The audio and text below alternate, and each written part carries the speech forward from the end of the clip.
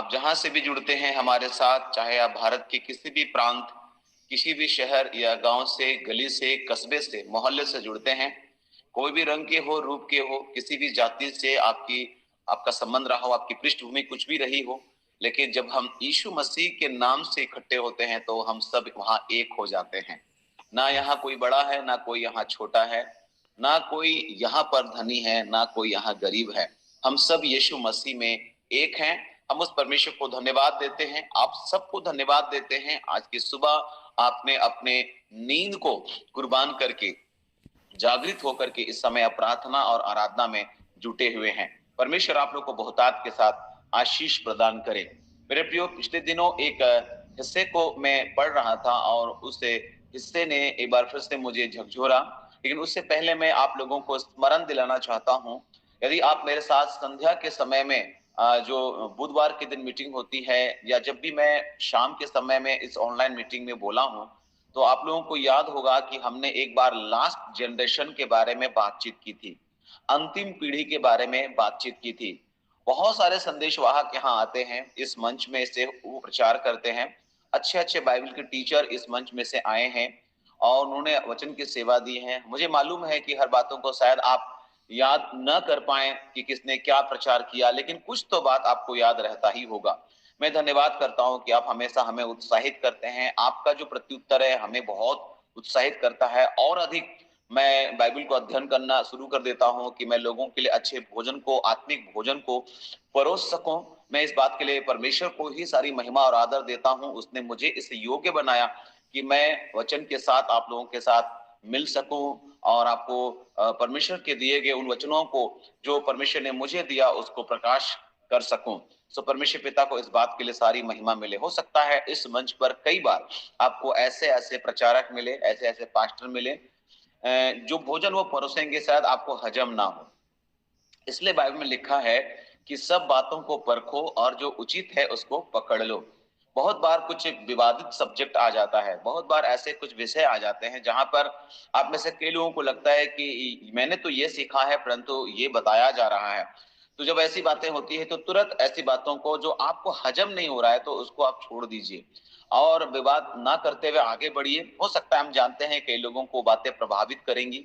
बहुत सारे लोग हैं जो यहाँ मंझे हुए लोग हैं, परिपक्व लोग हैं, मसीही जीवन का उनके पास एक अच्छा अनुभव है, विश्वासी जीवन का एक अच्छा अनुभव है।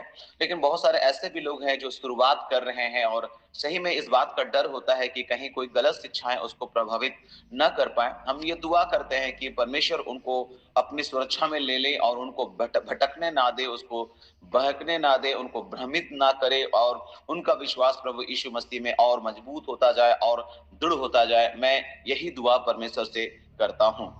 परमेश्वर आप सबको बहुतायत के साथ आशीष प्रदान करें, आपके आत्मिक जीवन को और स्ट्रॉन्ग करे और मजबूत करे, और परमेश्वर के सामने दीनता के साथ आप आगे बढ़े और अधिक परमेश्वर के साथ जैसा वो चाहता है वैसा ही होकर आगे बढ़े, उसकी इच्छा के अनुसार आप होएं और परमेश्वर का जीवन आप में हो, यीशु का स्वभाव आप में हो, आत्मा का फल आपके जीवन में हो।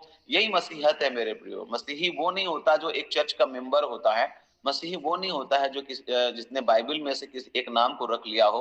मसीही वो नहीं होता है जो शायद केवल बाइबल पढ़ रहा हो या केवल प्रार्थना कर रहा है, लेकिन मसीही वो है जिसने यीशु मसीह के चरित्र को अपने जीवन में उतार लिया है, यीशु का स्वभाव को अपने जीवन में उतार लिया है। वो मसीही है मेरे प्रियो।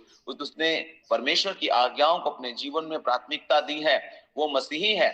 सो हम परमेश्वर पिता को आज के इस नई सुबह के लिए धन्यवाद करते हैं जो हमें प्रेरित करता अपने वचन से। तो हम बातचीत कर रहे थे कि मैंने एक संदेश को आप लोगों को दिया था कि क्या हम ही अंतिम पीढ़ी के लोग हैं, क्या हम लास्ट जनरेशन है। मेरे प्रियो, आज इस संसार में सबसे अधिक ये सवाल पूछा जा रहा है। लोग इस बात को जानने के लिए उत्सुक रखते हैं कि बाइबल में वर्णित अंतिम पीढ़ी किस युग के लोगों को संबोधित करती है। आप गौर करेंगे कि बाइबल की भविष्यवाणियां स्पष्ट रूप से अंतिम पीढ़ी का उल्लेख करती है। कितनी बार आप लोगों ने अंतिम पीढ़ी, ये अंतिम समय है, अंतिम समय है, हम लोगों ने ऐसा पढ़ा है। क्या हम अंतिम युग के लोग हैं? क्या हम अंतिम पीढ़ी हैं? क्या हम लास्ट जनरेशन है? बाइबल में कुछ अति महत्वपूर्ण घटनाओं के बारे में बताया गया है जो कि भविष्य में घटित होंगी। बाइबल बताती है कि जिस युग में महत्वपूर्ण घटनाएं घटित होंगी उस युग की पीढ़ी ही इतिहास की अंतिम पीढ़ी होगी। यह भी एक उल्लेखनीय तथ्य है मेरे प्रियो कि जिस प्रकार आज के युग में बाइबल की भविष्यवाणियां पूरी हो रही है, उससे यह अनुमान लगाया जाता है कि वर्तमान युग के लोग ही अंतिम पीढ़ी के लोग हैं। परंतु क्या वास्तव में हम बाइबल में वर्णित अंतिम पीढ़ी हैं? क्या हम ही अंतिम समय के लोग हैं, अंतिम युग के लोग हैं? क्या बाइबल में ऐसा कोई चिन्ह दिया गया है जिसके द्वारा हम इस बात को मान सके कि हम अंतिम पीढ़ी के लोग हैं? आपको ये जानकर के आश्चर्य होगा कि बाइबल स्पष्ट रूप से इस बात को बताती है कि अंतिम पीढ़ी के लोग किन किन घटनाओं के गवाह होंगे। बाइबल स्पष्ट रूप से बताती है कि जिस पीढ़ी में ये विशेष घटनाएं होंगी, वह पीढ़ी मानव इतिहास की अंतिम पीढ़ी होगी। तो वो कौन सी घटनाएं हैं जो हमारे पीढ़ी में हो रही है या हो गई है या होने वाली है? वो कौन सी ऐसी घटनाएं हैं? तो आपको स्मरण होगा कि मैंने इस बात को बताया था कि अंतिम पीढ़ी का जो पहला चिन्ह होगा वो है यरूशलेम का पुनः बसना, यरूशलेम का फिर से बसाया जाना। आप सबको मालूम है मेरे प्रियो कि यरूशलेम उजड़ गया था। यीशु मसीह ने कह दिया था कि यरूशलेम उजड़ जाएगा, क्योंकि उसमें उसने फल ढूंढा था और फल नहीं पाया। मेरे प्रियो, अगर आपके जीवन में फल नहीं होगा तो आप उजाड़ दिए जाएंगे, आप उजाड़ दिए जाएंगे। मैं आपको उत्साहित करता हूं, प्रभु यीशु मसीह के नाम में फलवंत होना चालू हो जाइए। फल आपके जीवन में दिखाई देना चाहिए। और कैसे फल? अच्छे फल। एक घटना ने जो मुझे हिला करके रख दिया। पिछले दिनों परमेश्वर ने इस वचन से हमसे बातचीत की और एक परिवार ने मुझे एक सवाल किया यिर्मयाह 24 अध्याय के ऊपर में। तो हमें समझ में नहीं आ रहा है पास्टर जी यिर्मयाह 24 अध्याय में क्या लिखा हुआ है, क्योंकि हमें ये वचन मिला है और मुझे इस वचन को शेयर करना है, लेकिन मैं बोलूं तो कैसे बोलूं। मैंने कहा कि जब परमेश्वर ने ये वचन आपको दिया है तो जरूर इस बात के लिए आपको समझाएगा भी कि आपको इसको कैसे बोलना है। लेकिन फिर भी उसने बोला कि हमें थोड़ा सहयोग करें। तो यिर्मयाह 24 अध्याय को जब मैं पढ़ रहा था तो मैं वहां पर इस बात को पाया कि वहां पर लिखा हुआ है यिर्मयाह 24 अध्याय उसका 1 से लेकर के अगर हम 3 पद तक पहले पढ़ेंगे तो मेहरबानी करके अगर आप बाइबल लेकर के बैठे हैं तो इस समय मैं आपसे गुजारिश करूंगा कि आप बाइबल के इस पन्ने को उलटिए और उसके बाद इस हिस्से को आप पढ़िए। वहां पर क्या लिखा है जी, देखते हैं क्या लिखा है। जहाँ बेबीलोन के राजा नबूकदनेस्सर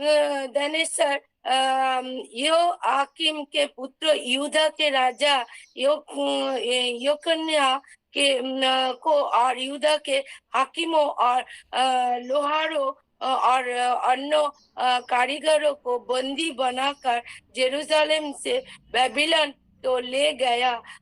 तो उसके बाद यहोवा ने मुझको अपने मंदिर के सामने रखे हुए अंजीरों के 2 टोकरे दिखाया। एक टोकरे में तो पहले से पके अच्छे अंजीर थे और दूसरे टोकरे में बहुत निकम्मे अंजीर थे, वरन वे ऐसे निकम्मे थे कि खाने के योग्य भी ना था। फिर यहोवा ने मुझसे पूछा, हे यिर्मयाह, तुझे क्या दिखाई पड़ता है? मैंने कहा, अंजीर अच्छा है वे तो बहुत ही अच्छे हैं, परंतु जो निकम्मे हैं वे बहुत ही निकम्मे हैं, वरन ऐसे निकम्मा है कि खाने के योग्य भी नहीं है। हालेलुया, आमीन। आप देख रहे हैं यहाँ पर एक घटना है। बेबीलोन का राजा है नबूकदनेस्सर। दानियेल की पुस्तक में हम इस राजा के बारे में विस्तृत रीति से अध्ययन कर सकते हैं। आप वहां जान सकते हैं कि ये राजा कौन था। ये बेबीलोन का राजा जिसने मूर्ति की स्थापना की थी। आप लोग को याद होगा मेरे प्रियो कि दानियेल के समय में इसने मूर्ति की स्थापना की थी और उस मूर्ति का अगर देखें तो इस प्रकार से रचना की गई थी कि ऊपर का भाग जो है सोने का है, फिर पीतल का है, फिर चांदी का है, माफ कीजिएगा, उसका पीतल का है और लोहा और मिट्टी का। और कैसे लोगों को दंडवत करने के लिए एक राजाज्ञा निकाली गई थी और शद्रक मेशक अबेदनगो दानियेल समेत किसी ने भी उस मूर्ति की आराधना नहीं की और उस समय में शद्रक मेशक अबेदनगो को आग की भट्टी में डाला गया। आपको ये घटना याद होगा मेरे प्रियो कि उस समय नबूकदनेस्सर राजा क्या कर रहा था कि वहां जो राजा था उस समय यहूदा का जो राजा था उसको, उसके साथ साथ यहूदा के हाकिमों को, उसके साथ साथ उस इज़राइल के जो लोहार लोग थे उनको, और उसके साथ साथ और भी जो कारीगर लोग थे उनको बंदी बना करके यरूशलेम से बेबीलोन को ले गया। मेरे प्रियो, ये तो परमेश्वर का एक दंड भी था और इस कारण से इज़राइल बेबीलोन के कब्जे में चला गया। जब भी आप परमेश्वर के विमुख जाएंगे, जब भी आप परमेश्वर के खिलाफ जाएंगे, मेरे प्रियो, शत्रु को आपके खिलाफ प्रबल किया जाएगा। अगर आज मसीही कई मौके पर सताए जाते हैं तो केवल इसलिए नहीं कि वो सुसमाचार प्रचार करते हैं, लेकिन कई बार इसलिए मेरे प्रियो क्योंकि हम परमेश्वर के विरुद्ध जाते हैं, और इस कारण कई बार परमेश्वर दुष्टों को हमारे खिलाफ प्रबल करता है ताकि इन बातों के द्वारा हमारा भरोसा परमेश्वर पर बढ़ जाए। मुझे माफ कीजिएगा, इस मंच पर मुझे इस प्रकार से बात नहीं कहनी चाहिए। अगर किसी को आघात पहुंचता है तो मैं माफी चाहूंगा। मणिपुर के अंदर में अगर कलीसिया सताया गया मेरे प्रियो, तो इसका एक वजह यह भी था क्योंकि मणिपुर की कलीसिया संसारिकता में घुस गई थी। मणिपुर की कलीसिया बिल्कुल फैशन के नई रस्सियों से जकड़ ली गई थी। मणिपुर की कलीसिया ने समझौता किया था संसार के साथ। मणिपुर की कलीसिया के अंदर अगर आप चले जाते हैं तो बहुत प्रकार की राजनीति की बातें चर्च के अंदर थी। ईर्ष्या और डाह जो कलीसिया के अंदर होना ही नहीं चाहिए। रगड़े झगड़े जो कलीसिया के अंदर होना ही नहीं चाहिए। मेरे प्रियो, चर्च वो होता है जिसके अंदर आत्मा का फल होता है, परंतु आज चर्च के अंदर आत्मा का फल दिखाई नहीं देता, बस वो खुद मनुष्य ही दिखाई देते हैं। एक इंसान और उसके विचार वहां दिखाई देते हैं और परमेश्वर का विचार वहां पर प्रकट रूप में दिखाई ही नहीं देता है। परमेश्वर के आत्मा का फल कलीसिया के अंदर दिखाई नहीं देती। मेरे प्रियो, जब भी ऐसा इज़राइल के साथ हुआ है और वे परमेश्वर के विमुख हुए हैं, परमेश्वर से उल्टे फिरे हैं, तो परमेश्वर ने दुश्मनों को प्रबल करके उनको इतनी शक्ति दिया कि वो इज़राइल पर चढ़ाई कर सके। मेरे प्रियो, आज चर्च के साथ भी यही है। चर्च एक आत्मिक इज़राइली है, हम आत्मिक इज़राइली हैं, और जब भी हम परमेश्वर से विमुख होंगे तो हम आपको बताना चाहते हैं उन जातियों को और उन लोगों को हमारे खिलाफ प्रबल किया जाएगा और हम सताहट का सामना कर रहे होंगे। यद्यपि सच है मेरे प्रियो कि सुसमाचार प्रचार करने वाले सताए जाएंगे, हर एक जो धार्मिकता के साथ अपना जीवन जिएंगे वो सब सताए जाएंगे। ये भी बात है क्योंकि हमने संसार को छोड़ दिया है तो संसार हमसे बैर जरूर करेगा। और कोई जो है चेला जो होता है अपने स्वामी से बड़ा नहीं होता है। अगर हमारे स्वामी के साथ ये हुआ है तो हमारे साथ भी होगा। परंतु कई मौके पर हम देखते हैं क्योंकि आज की कलीसिया अपना पहला सा प्रेम छोड़ चुका है। आज की कलीसिया ने संसार के साथ समझौता कर लिया है। आज की कलीसिया ने, या यूं कहें, यीशु मसीह को बाहर बिठा के रख दिया है। आज की कलीसिया ने दरवाजे बंद कर दिया और इसलिए यीशु मसीह को मजबूर होना पड़ रहा है कि देख, मैं द्वार पर खड़ा हुआ खटखटाता हूं। मेरे प्रियो, वास्तव में आज अगर हम कलीसिया के बारे में देखें तो आज की वर्तमान कलीसिया ने यीशु मसीह को बाहर बिठा के रखा हुआ है और यीशु मसीह को नोक करना पड़ रहा है। ये अवस्था है आज।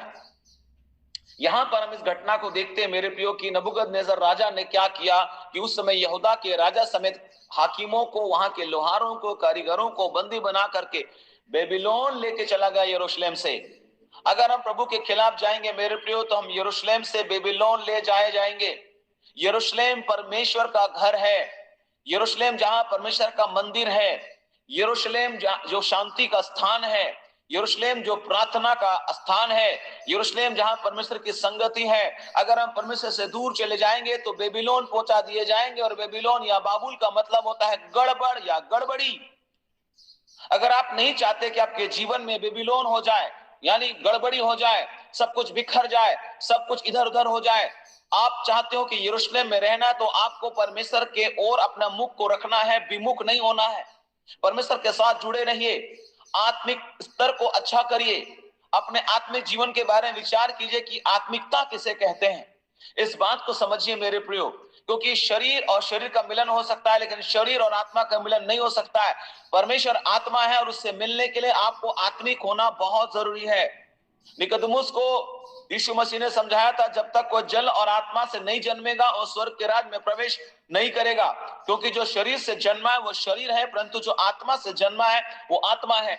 आपके अंदर एक परिवर्तन होना जरूरी है, आपको नया जन्म लेना जरूरी है, आपके अंदर आज्ञाकारिता जरूरी है, आपको परमेश्वर की इच्छा के अनुसार होना जरूरी है, आपके अंदर यीशु मसीह का स्वभाव होना जरूरी है, आपका जीवन प्रार्थना का जीवन होना जरूरी है, समर्पित जीवन होना जरूरी है, परमेश्वर की सोचों और आपकी सोचों में मेल होना बहुत जरूरी है, परमेश्वर जैसा चाहता है वैसा होना बहुत जरूरी है। अगर ये नहीं है तो आप आत्मिक नहीं है। केवल प्रार्थना कर लेना, बाइबल के 2 पन्ने पढ़ लेना और किसी चर्च का सदस्य हो जाना इस बात को तय नहीं करता कि आप आत्मिक लोग हैं। केवल बाइबल के 2 शब्द मीठे मीठे रीति से मुंह से बोल देना बहुत काफी नहीं होता, लेकिन आपकी जिंदगी में कौन से फल लगे हुए हैं। मेरे प्रियो, यहाँ पर ऐसा बताया जा रहा है कि उस समय जब नबूकदनेस्सर सबको बंदी बना करके ले जाना था, तो यिर्मयाह को परमेश्वर ने मंदिर में एक दर्शन दिखाया और उन्होंने इस बात को दिखाया कि मंदिर के सामने जो है अंजीर के 2 टोकरे रखे हुए हैं। मंदिर के सामने मेरे प्रियो अंजीर के 2 टोकरे हैं और एक टोकरे में तो पहले से पके हुए अच्छे अच्छे अंजीर थे और दूसरे टोकरे में लिखा हुआ है निकम्मे अंजीर थे, वरन ऐसे निकम्मे थे कि खाने के योग्य भी ना थे। फिर यहोवा ने मुझसे पूछा, हे यिर्मयाह, तुझे क्या दिखाई पड़ता है? तुझे क्या दिखाई पड़ता है? तो मैंने कहा अंजीर। मैंने कहा अंजीर। जो अंजीर अच्छे हैं वे तो बहुत ही अच्छे हैं, परंतु जो निकम्मे हैं वे बहुत ही निकम्मे हैं, और ऐसे निकम्मे हैं कि खाने के योग्य भी नहीं है।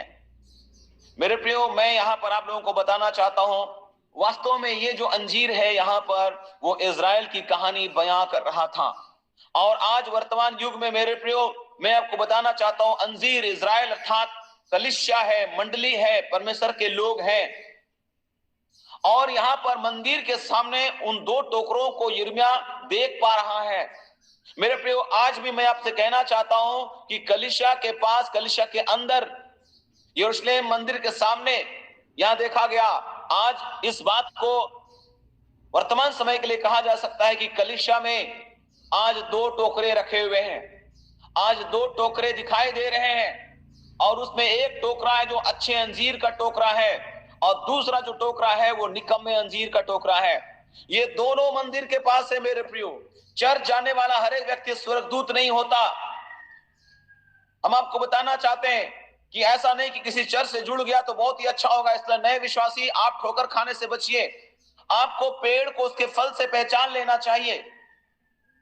आपको उसके फल से पहचान लेना चाहिए और इस बात को लेकर के, अरे क्रिश्चियन लोग भी ऐसा ही होता है, मसीह लोग भी ऐसा ही होता है, इस बात को कई बार लोग बोलते हैं। आज भी कई लोग मुझे बोलते हैं, इस प्रकार के लोग होते हैं, है ना, धोखा देने वाले, ठगने वाले, ठगबाज लोग चर्च के अंदर हैं। मैं आपको बताना चाहता हूं, कई लोग इतने धोखेबाज, मैं इस बात का सामना भी जमशेदपुर शहर में कर रहा हूं, तो मुझे समझ में आ जाता है कि ये निकम्मे अंजीर के टोकरे हैं। मंदिर में तो है परंतु निकम्मे अंजीर के टोकरे हैं, वो अच्छे अंजीर नहीं हो सकते। मेरे भी उसके संदर्भ में मैं आगे बहुत सारी बातों को बताऊंगा, लेकिन मैंने आपको इस बात को बताया था कि क्या हम अंतिम पीढ़ी के लोग हैं, तो अंतिम पीढ़ी के लोग हैं। इस बात के लिए कई चिन्ह दिए गए थे और उसमें पहला चिन्ह है यरूशलेम का पुनः बसना। फिर से हम यिर्मयाह 24 अध्याय में जरूर आएंगे, यिर्मयाह 24 में हम जरूर आएंगे फिर से, लेकिन एक बार फिर से मैं आपका ध्यान को उस पीछे के उस अध्ययन की ओर ले जाना चाहता हूं। अगर आप मेरे साथ पहले जुड़े थे और आपने इस संदेश को सुना था होगा तो, मेरे प्रियो, भजन संहिता में अंतिम पीढ़ी का एक चिन्ह बताया गया है। जब हम निकालते हैं भजन संहिता उसका 102 और उसका 16 और 18 पद, जी निकालते हैं हम लोग भजन संहिता 102 उसका 16 और 18 पद, वहां पर क्या लिखा हुआ है?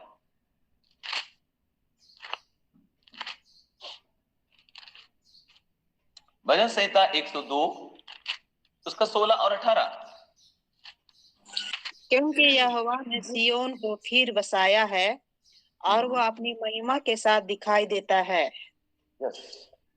यह लिखा है क्योंकि यहोवा ने सिय्योन को फिर बसाया। यहाँ पर सिय्योन यरूशलेम है, उसको फिर से बसाया है और वह अपनी महिमा के साथ दिखाई देता है। 18 पद, यह बात आने वाली पीढ़ी के लिए लिखी जाएगी और एक जाति ही या की स्तुति करेगी। आमीन। क्योंकि यहाँ पर लिखा है ये बात कि सिय्योन फिर से बसाया जाएगा। देखिए, दाऊद जिस समय ये भजन को लिखा जा रहा था उस समय इजराइल ऐसा नहीं कि नेस्ताभूत हो चुका है, ऐसा नहीं कि इजराइल बिखर चुका है, लेकिन परमेश्वर ने इस बात का भी जिक्र कर दिया था कि जो यरूशलेम तुम अभी देख रहे हो, जो इजराइल देश तुम अभी देख रहे हो, वो अपने पाप का दंड चुकाएगा और वो इजरायली जाति अपने देश से वंचित होगा। यीशु मसीह आए और उस समय लोग यीशु को पहचान नहीं पाए और उन्होंने यीशु मसीह को दुष्टों के हाथ पकड़वा कर उसे क्रूस पर डाल दिया। अंजीर के पेड़ में यीशु फल ढूंढने आए थे, आपको याद होगा वो दृष्टांत जहां पर यीशु को अंजीर नहीं मिला, फल नहीं मिला। और यरूशलेम में जिस दिन यीशु मसीह प्रवेश किए थे गधे में बैठ करके, यरूशलेम में जैसे ही अंदर आए तो उसकी आंखों से आंसू निकला, वो रोए। उन्होंने एक बहुत बड़ा विलाप किया। वहां हिंदी में केवल कॉमन शब्द लिखा हुआ रोया, यीशु रोया मेरे प्रिय। लेकिन मैं आपको बताना चाहता हूं ये केवल रोना नहीं था, ये अंदर का एक विलाप था, आहें भर भर कर यरूशलेम के लिए।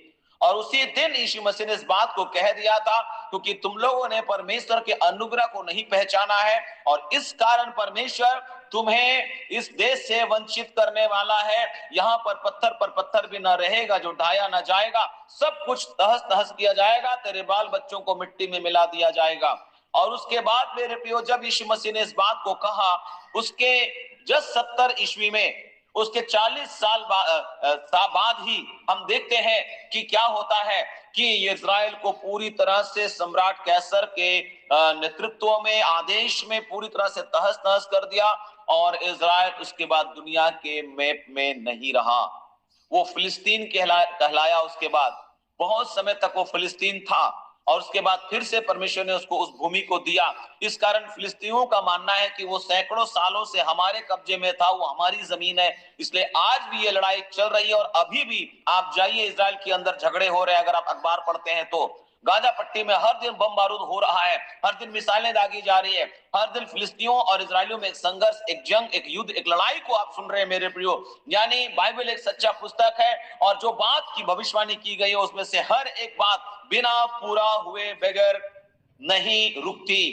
बाइबल ऐसा वचन है मेरे प्रियो जिसके एक एक बात पूरी हुई है, पूरी हो रही है और पूरी होंगी। हालेलुया। यहां पर हम देखते हैं मेरे प्रियो कि यहोवा ने सियोन को फिर से बसाया है, वो अपनी महिमा के साथ दिखाई देता है। और एक बात को यहाँ लिखी है, आने वाली पीढ़ियों के लिए यह बात लिखी जाएगी।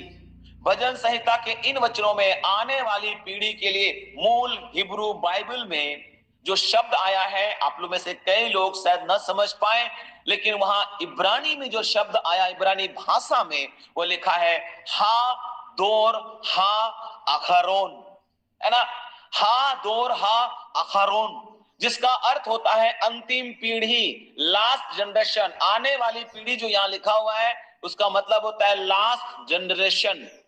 अर्थात भजन संहिता स्पष्ट रूप से बताती है कि जिस समय सियोन को अर्थात यरूशलेम को पुनः बसाया जाएगा, उस पीढ़ी के लोग को ही हम अंतिम पीढ़ी के लोग कहेंगे।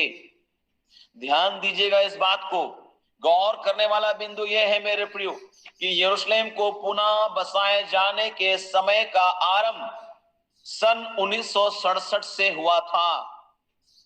1967 जब इजराइल ने जॉर्डन को हरा करके 2000 वर्षों बाद यरूशलेम पर पुनः अधिकार किया था। इजराइल देश 1948 में दूसरा विश्व युद्ध जब हुआ था उसके बाद 14 मई में अस्तित्व में आया था, परंतु यरूशलेम उसके कब्जे में नहीं था। यरूशलेम जॉर्डन के कब्जे में था। आप इतिहास को भी देख लीजिए, अगर आप लोग हिस्ट्री नहीं पढ़े हैं तो हिस्ट्री में भी जाकर के इस बात को पढ़ लीजिएगा। बाइबल एक ऐतिहासिक पुस्तक है मेरे प्रियो। बाइबल कोई कहानी नहीं है खरगोश और कछुए की, बाइबल कोई पंचतंत्र की कहानी नहीं है, बाइबल किसी मनुष्य की कल्पना नहीं है, बाइबल किसी मनुष्य की रचना नहीं है, लेकिन बाइबल परमेश्वर का वचन है। परमेश्वर ने अपना श्वास फूका, अपना आत्मा डाला और तब ये वचन लिखा गया। इसलिए बाइबल एक अद्भुत पुस्तक है, इसके ऊपर कोई शंका नहीं। लेकिन शैतान ने हमेशा लोगों को उभारा कि बाइबल पर हमले करें, बाइबल के विरुद्ध में लोगों को खड़े किए जाए, और ये प्रयास सदियों से होता हुआ आया है और आज भी होगा। लेकिन आपने जो सच जाना है मेरे प्रियो, मैं आपको बताना चाहता हूं, हिम्मत रखें और कभी ना डरें। सामना करेंगे आप। क्यों विश्वास में आए हो, क्यों मसीह संगति में आए हो, आप बताओ इस सच को। यीशु मसीह संसार में धर्म नहीं जीवन बदलने आया। मुझे ये बात अच्छी लगी। वो शांति का परमेश्वर है मेरे प्रियो। धर्म की बात करते हैं आप, धर्म किसे कहते हैं? हमारे भारतीय दर्शन शास्त्र में लिखा है जहां दया है वहां धर्म है। जहां दया है वहां धर्म है। आपके अंदर कड़वाहट है, लड़ाई और झगड़े हैं, चिल्लाते हैं, मार काट करते हैं, क्या इसको आप धर्म कहते हैं? धर्म का मतलब दया से होता है, धर्म का मतलब सत्कर्म से होता है, धर्म का मतलब सद्गुण से होता है, धर्म का मतलब अच्छे विचारों से होता है, धर्म का मतलब प्रेम से होता है, धर्म का मतलब कृपा से होता है, धर्म का मतलब भलाई से होता है, धर्म का मतलब संयम से होता है, धर्म का मतलब सहनशीलता से होता है। आपके अंदर ये चीजें है नहीं और आप धर्म की बात करते हैं। मेरे प्रियो, बहुत ही ये आज के समय में आपको अपने आप को और मजबूत करने का जरूरत है। मेरे प्रियो, मैं आपको बताना चाहता हूं कि आप सताहट खत्म हो जाए बोल के प्रार्थना मत करिए, क्योंकि सताहट तो आना ही आना है। लेकिन आप ये दुआ करिए कि प्रभु जब सताहट आए तो मैं आपकी गवाही दे सकूं, साक्षी दे सकूं, ऐसी ताकत आप मुझे प्रदान करें। हालेलुया। ऐसा बल मुझे दे कि जब विरोध हो तो मैं इस बात को कह सकूं कि हाँ, मैं अगर यीशु से प्यार करता हूं, अगर मुझे यीशु पर विश्वास है, उसका वजह यह है कि मैंने यीशु के जैसा प्रभु कहीं नहीं देखा। वो पापियों को मारने नहीं, बचाने आया, और ये काफी है यीशु मसीह से प्यार करने के लिए। उसने संहार नहीं किया, उसने बचाया, उसने पापियों के लिए दरवाजे खोले हैं। मेरे प्रियो, ऐसा प्यार आज तक किसी ने नहीं किया। मेरा प्रभु सच्चा प्रभु है ना। ऐसा अनोखा प्यार किया आज तक कभी किसी ने नहीं किया। हालेलुया। हम उस प्रभु के नाम की महिमा करते हैं। मैं आपको उत्साहित करूंगा, आज इस समय में आप जरूर इतिहास को जाओ, और बाइबल सही में एक ऐतिहासिक पुस्तक है।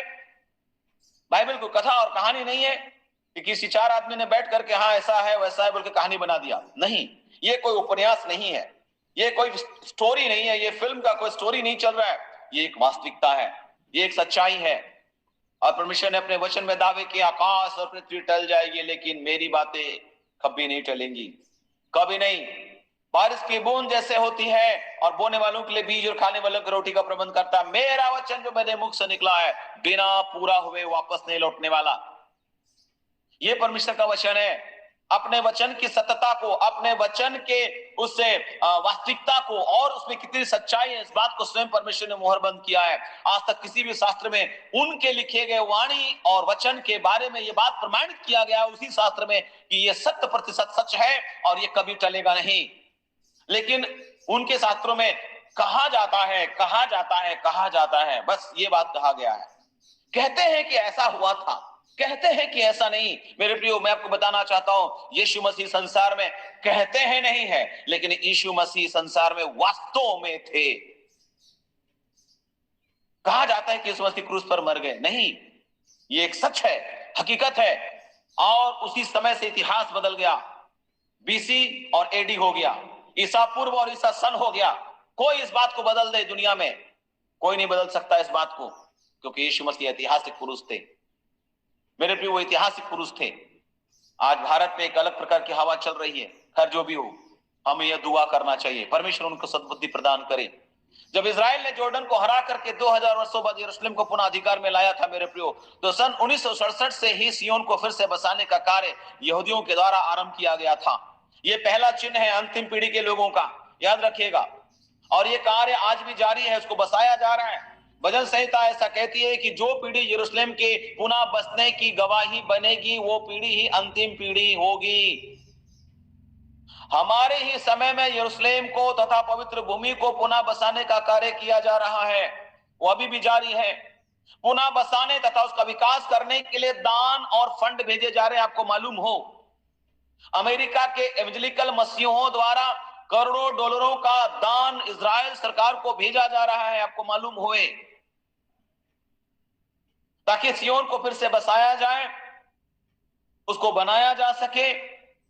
एक प्रोजेक्ट का नाम है Nehemiah project, Jewish agency for Israel, the Joshua fund, Nazareth Baptist school, hope for Ismail.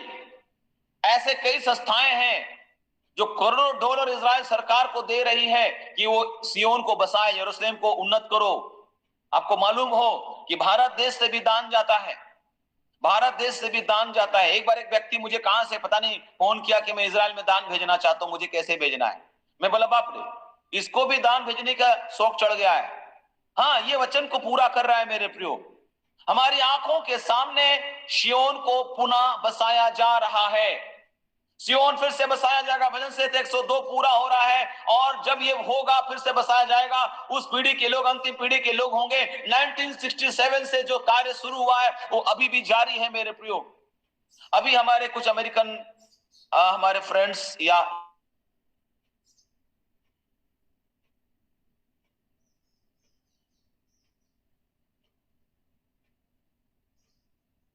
हमारे साथ एक मीटिंग रखे थे सिलीगुड़ी बंगाल में, हम लोग थे।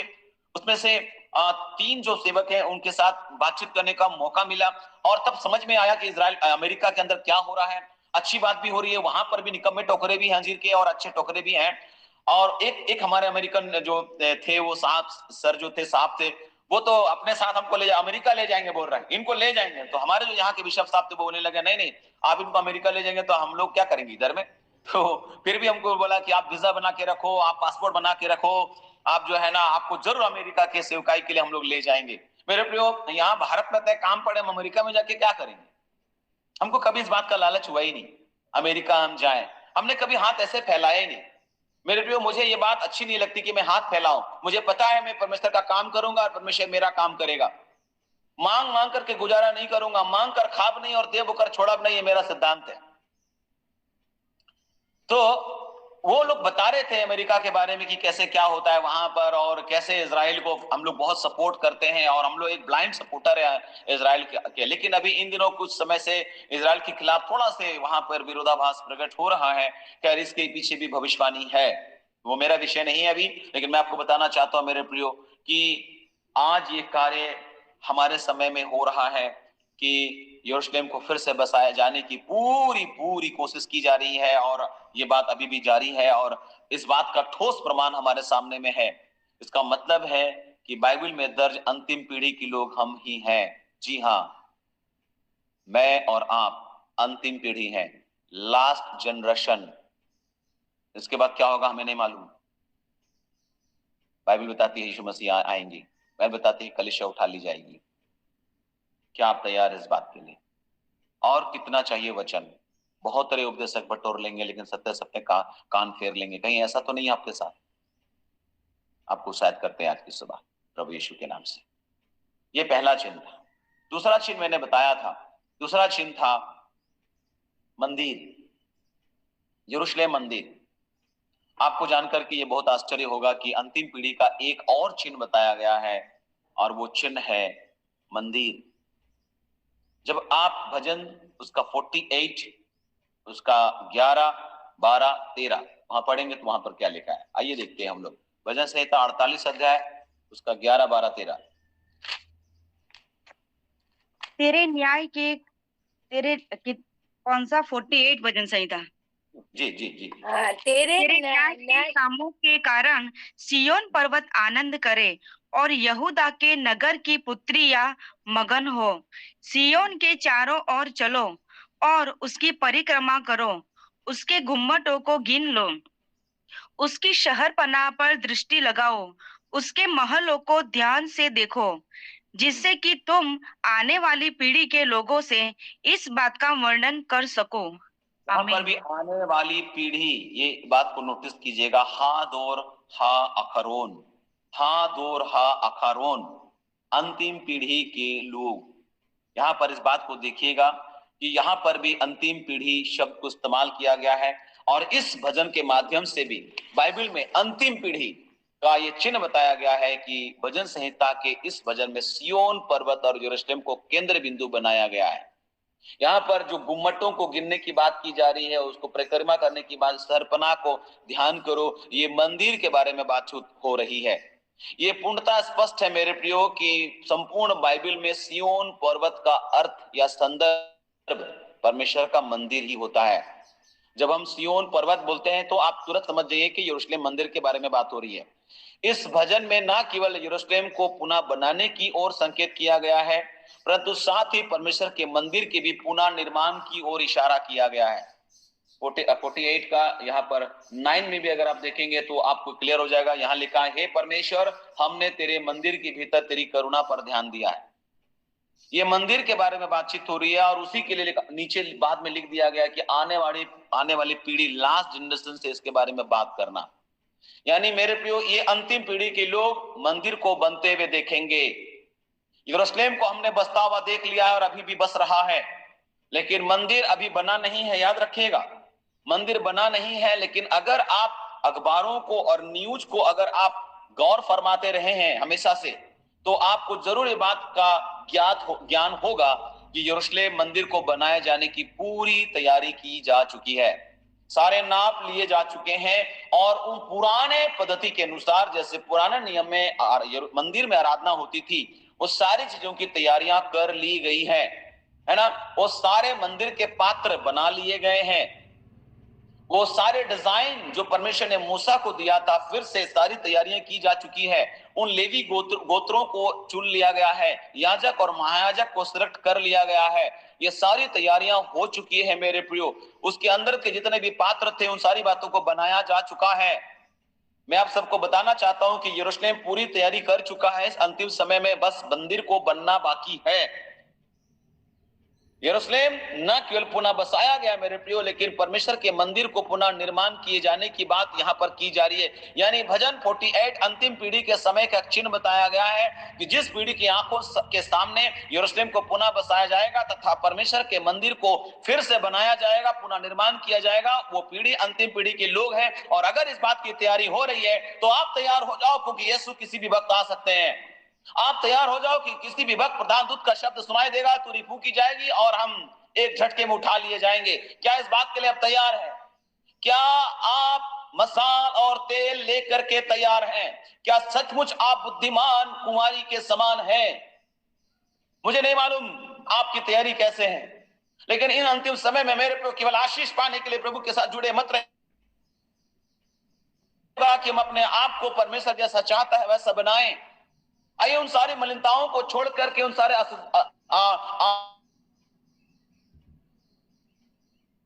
वो जीवन हम जिए। हालेलुया।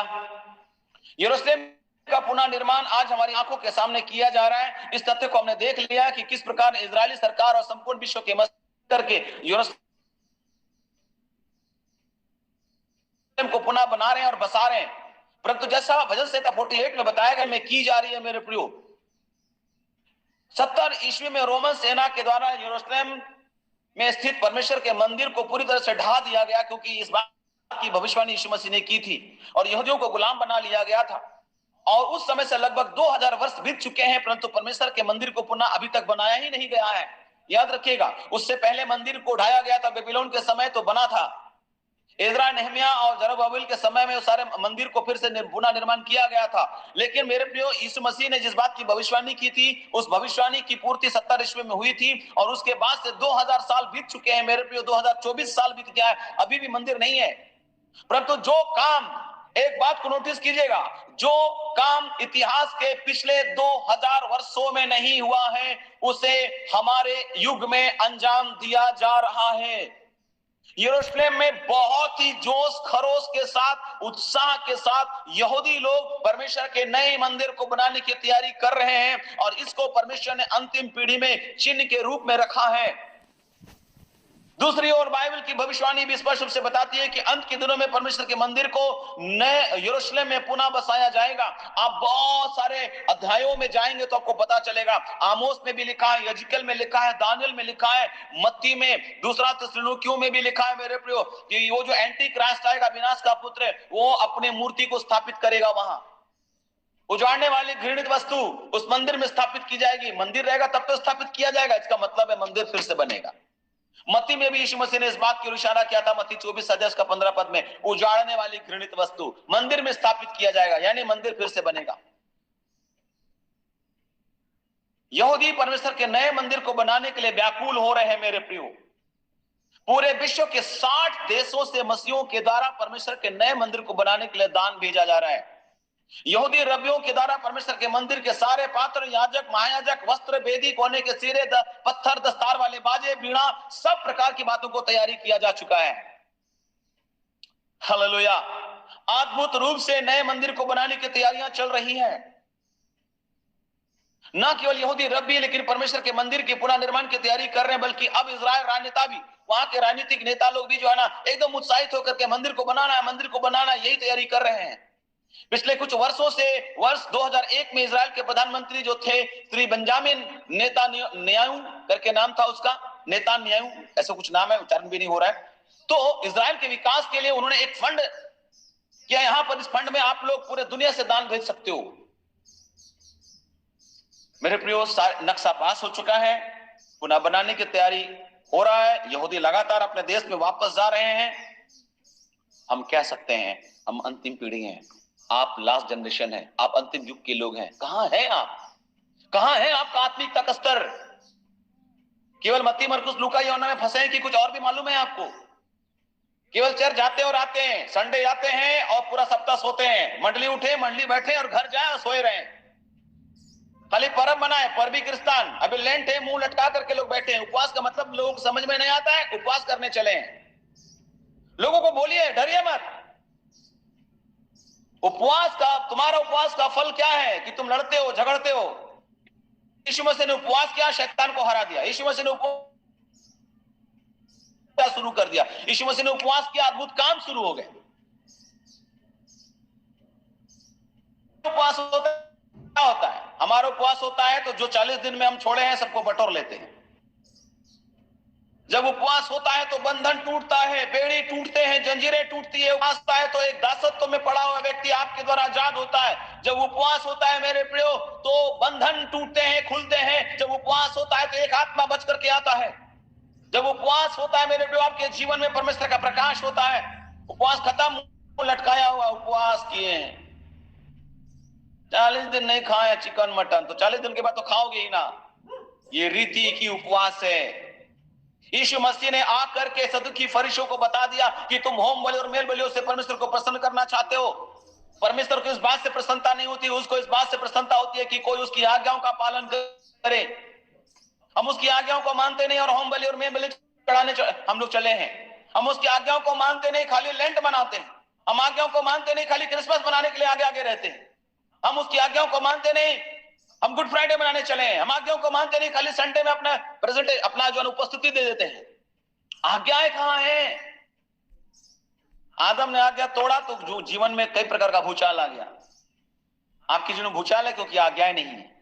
अंतिम पीढ़ी के लोग हम लोग हैं क्योंकि यरूशलेम पुनः बसाया जा रहा है और मंदिर को पुनः बनाया जा रहा है। अंतिम पीढ़ी का तीसरा चिन्ह मेरे प्रियो ये है, जब इस धरती की अंतिम पीढ़ी आ चुकी होगी उस समय के चिन्ह के बारे में मूसा ने भी भविष्यवाणी की थी। और मूसा ने भविष्यवाणी की थी और उस भविष्यवाणी में इस बात को कहा था, व्यवस्था में 29 अध्याय 22 से लेकर के 23 पद, 22-23। अच्छा, मुझे कितने समय तक बोलना है माफ कीजिएगा, शाम के समय में आता नहीं हूं इसलिए, सुबह के समय में आता नहीं हूं इसलिए मुझे मालूम नहीं। समय है अभी।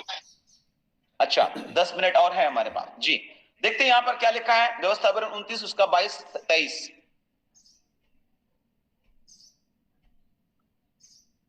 व्यवस्था विवरण 29 अध्याय। आने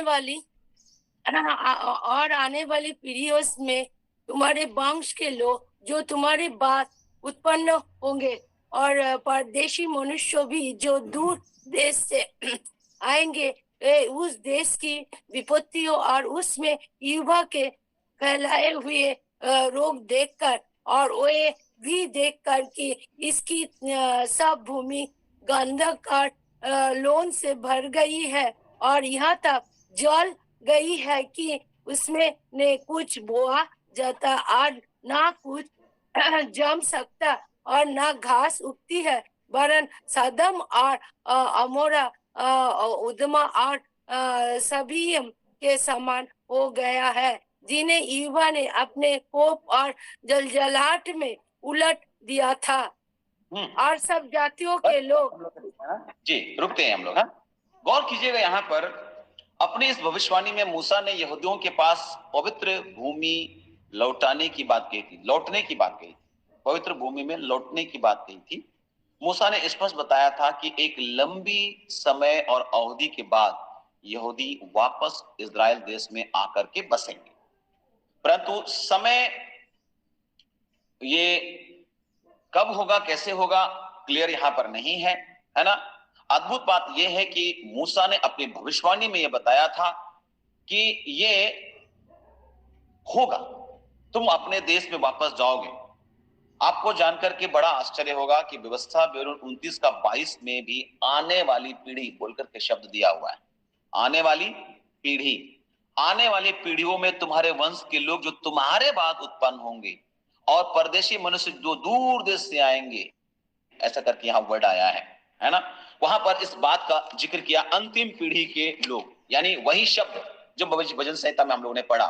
अपने भविष्यवाणी में स्पष्ट रूप से इस बात को मूसा ने बताया था कि जब लंबे समय के बाद यहूदी यरूशलेम में वापस लौटेंगे, उस समय के लोग ही अंतिम पीढ़ी के लोग होंगे।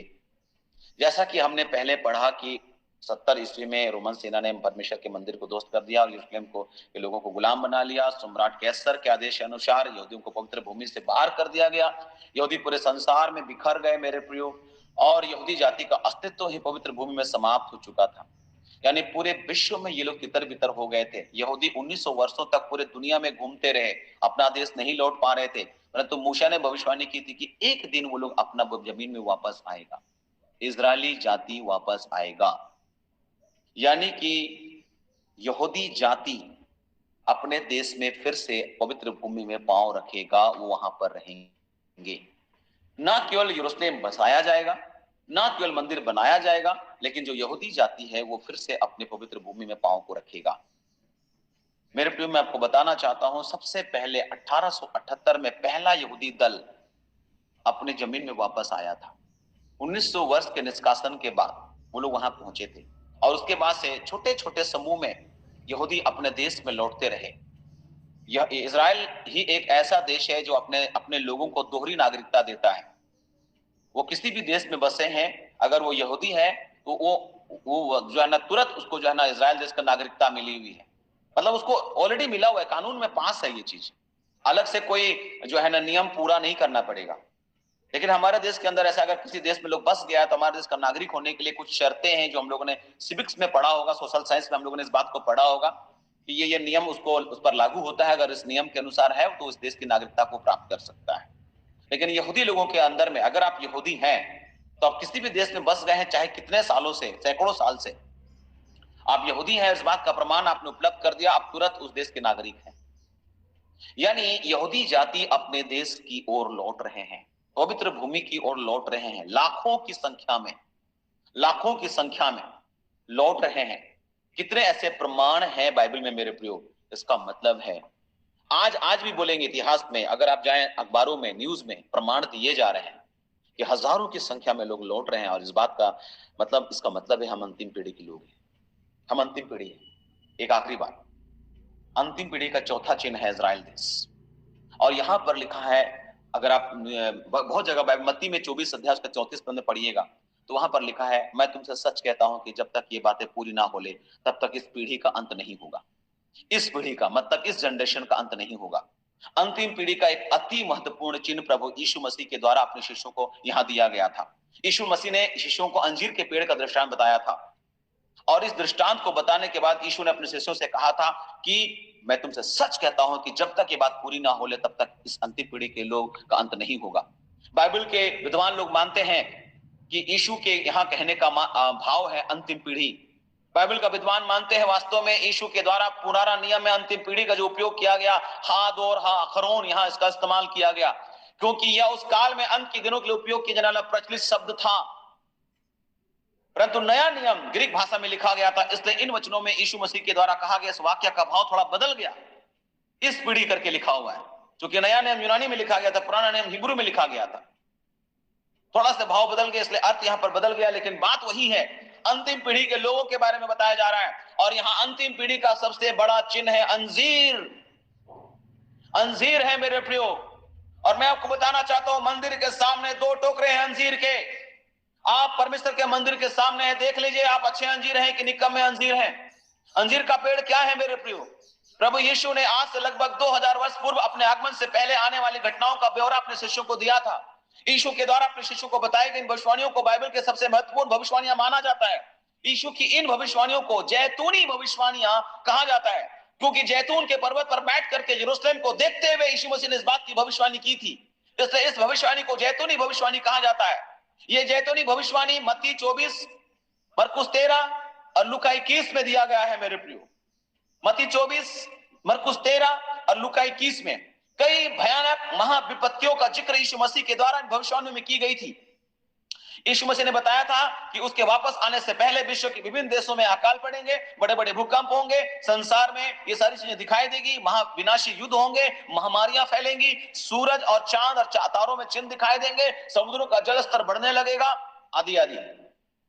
आप इस बातों को देख सकते हैं मेरे प्रियो। हर दिन इस घटनाओं को आप नजरअंदाज नहीं कर सकते। आज प्रकृति में होने वाले चिन्हों को आप नजरअंदाज नहीं कर सकते, परंतु यीशु ने स्पष्ट रूप से अपने चेलों को बताया था कि ये सब बातें तो केवल अंत का आरंभ होगा, शुरुआत होगी। परंतु भविष्यवाणी किसी क्रम में यीशु ने अपने शिष्यों को दृष्टांत भी दिया था कि इस जैतूनी भविष्यवाणी में एक अहम बात यह बात था मेरे प्रियो, अंजीर का पेड़। अपने शिष्यों से बोला कि अंजीर के पेड़ से यह दृष्टांत सीखो, जब उसकी डालें कोमल होती हैं तो पत्ते निकलने लगते हैं, तो तुम जान लेते हो कि ग्रीष्म काल निकट है। इस तरीके से तुम इन बातों को देखो तो जान लो कि वो निकट है, वरन द्वार ही पर है। मैं तुमसे सच कहता हूं कि जब तक ये बात पूरी ना हो ले तब तक इस पीढ़ी का अंत नहीं होगा। सवाल ये उत्पन्न होता है मेरे प्रियो कि अपनी भविष्यवाणी को समझाने के लिए और दूसरे आगमन को प्रमाणित करने के लिए यीशु मसीह ने अंजीर का पेड़ का दृष्टांत क्यों लिया? मेरे प्रियो, ग्रीष्म काल निकट आने के समय ही आप लोगों को यह बात मालूम होगा कि जैसे जैसे सर्दी आता है तो सर्दी खत्म होता है तो हर पेड़ के पत्ते झड़ते हैं। अभी पत्ते झड़ रहे हैं, आपके आसपास के पत्तों को देखिए, झड़ रहे हैं, तो सारे पत्ते झड़ते हैं। तो उस समय अंजीर के पेड़ का ही ऐसा दृष्टांत देना मुझे समझ में नहीं आता है। क्या है? हम लोग देखते हैं ग्रीष्म काल निकट आने के जिस चिन्ह का यीशु मसीह वर्णन किया है वो केवल अंजीर का पेड़ प्रकट नहीं करता है। हमको मालूम है कि और भी पेड़ सूखते हैं, और भी पेड़ के पत्ते झड़ते हैं। एक जग जाहिर तथ्य है मेरे प्रियो कि इजराइल में सर्दी के मौसम में अंजीर का पेड़ पूरी तरह से सूख जाता था। ऐसा दिखाई देता था मानो सूख गया है, ऐसा दिखाई पड़ता था जैसे वो जल गया है।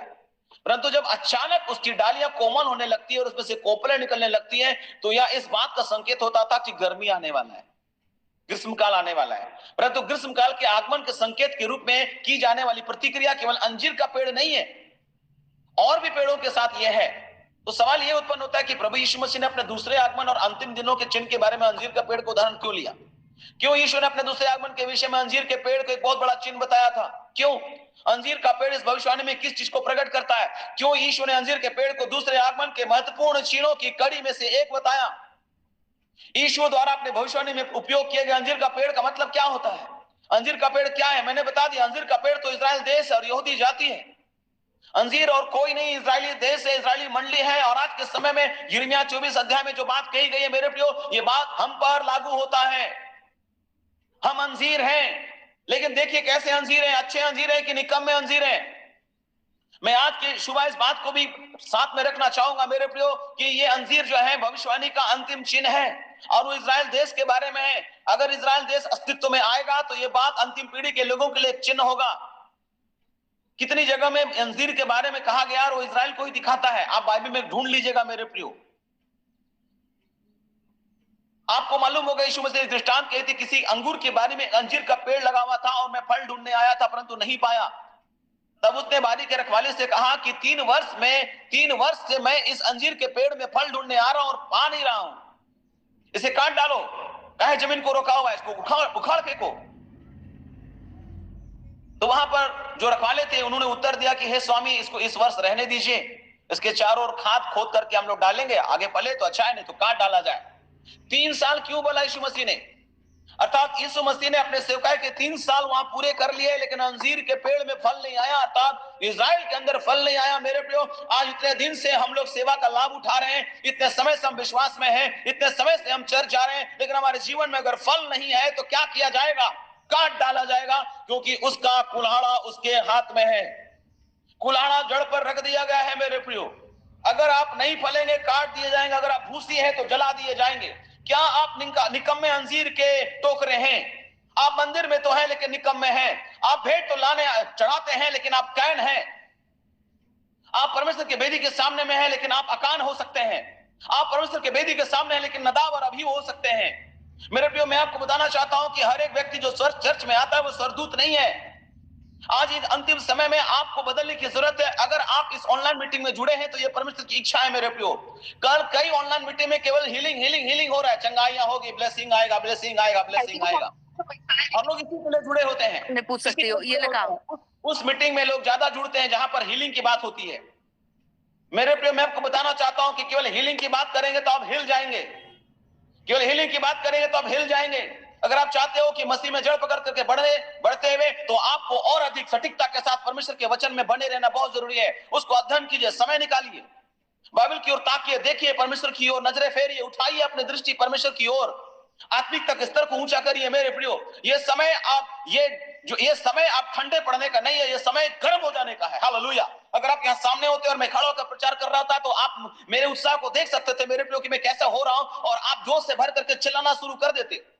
इस समय नई सुबह में आपको उत्साहित करता हूं, आइए, जब हम अंतिम पीढ़ी के लोग हैं, अंतिम युग के लोग हैं, तो अपने जीवन को परमेश्वर के साथ और अधिक बेहतर कर लीजिए, और अपने आत्मिकता के स्तर को, स्पिरिचुअल लाइफ के स्तर को और ऊंचा करते चले जाइए। इधर उधर मत ताकिए, आइए हम परमेश्वर को ताकिए। कौन क्या कर रहे से कोई मतलब नहीं, आइए परमेश्वर ने आपके लिए क्या किया इससे मतलब रखिए।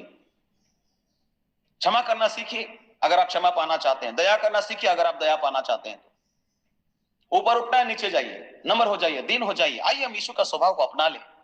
हम अंतिम पीढ़ी के लोग हैं। अंजीर का पेड़ में फिर से कोपले आ गई है। इजराइल देश अस्तित्व में आ चुका है, यहूदी जाति अस्तित्व में आ चुकी है। हम अंतिम पीढ़ी के लोग हैं मेरे प्रियो, हम बच नहीं सकते। इजराइल देश अब अस्तित्व में आ चुका है। सीखो, समझो, समझ जाओ, उठ जाओ, चलना शुरू करो, दौड़ना शुरू करो। दौड़ अभी खत्म नहीं हुई, दौड़ अभी जारी है। आइए अपनी यात्रा को मंजिल तक ले जाइए। Hallelujah, hallelujah, hallelujah. प्रभु के नाम की स्तुति हो। मैं आपको बताना चाहता हूं, अगर आप निकम्मे अंजीर निकलेंगे ना, तो ऐसा बात आपके साथ होगा, आप कल्पना भी नहीं कर सकते। यिर्मयाह 24 अध्याय को फिर से अच्छा से पढ़ लीजिएगा। आज की सुबह मैं आपको बताना चाहूंगा, मैं अपने संदेश को यहां समाप्त करने जा रहा हूं। यिर्मयाह 24 को पढ़ लीजिएगा। यरूशलेम के मंदिर के सामने यिर्मयाह को 2 टोकरे दिखाई दिए गए, और उस टोकरे में उन्होंने बता दिया कि अच्छे अंजीर के साथ क्या होने वाला है और निकम्मे अंजीर के साथ क्या होने वाला है। अगर आप अच्छे अंजीर हैं मेरे प्रियो, तो आपके लिए बहुत अच्छा समाचार है। अगर आप निकम्मे अंजीर है तो आपके लिए बैड न्यूज। मैं यहां न्याय करने के लिए नहीं आया हूं, लेकिन आपका आत्मा और आप जानते हैं कि आप अच्छे अंजीर हैं कि निकम्मे अंजीर हैं। ये अंतिम पीढ़ी के लोगों के लिए एक चेतावनी भरा संदेश है। मैं यहां अपने संदेश को विराम दे रहा हूं। फिर एक बार प्रभु ने चाहा तो इस सुबह के वक्त में जरूर मुलाकात करूंगा। संडे के समय में तो मैं रहता ही हूं, लेकिन धन्यवाद, ये मंच मुझे मिला और उसके माध्यम से प्रभु के वचन को मैं से दे पा रहा हूं, सुना पा रहा हूं। प्रभु ने चाहा तो फिर एक बार जरूर आपसे हमारी मुलाकात होगी इसी माध्यम से। तब तक के लिए अब पास्टर सॉल को इजाजत दीजिएगा। माफी चाहूंगा अगर मेरी बातों से किसी को चोट पहुंचा हो। शब्द मारता है लेकिन परमेश्वर का आत्मा आपको जलाएगा। इन्हीं शब्दों के साथ विराम दूंगा। सबको जय मसीह, मसीह सलाम, शालोम, परमेश्वर की शांति आप